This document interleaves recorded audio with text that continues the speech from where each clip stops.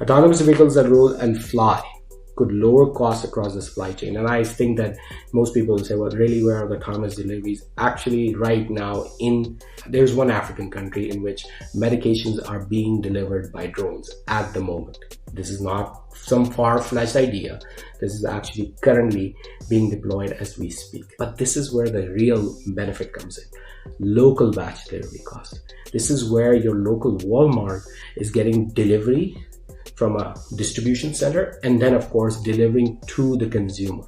This is the local batch delivery. So it's mainly depending on how Walmart distribution centers or Target distribution centers or large distribution centers work. This is going to be significantly huge because once a huge naval ship, whatever, like cargo ships are going to bring that into a one distribution center to send it as a batch to different local delivery systems is going to make a huge impact.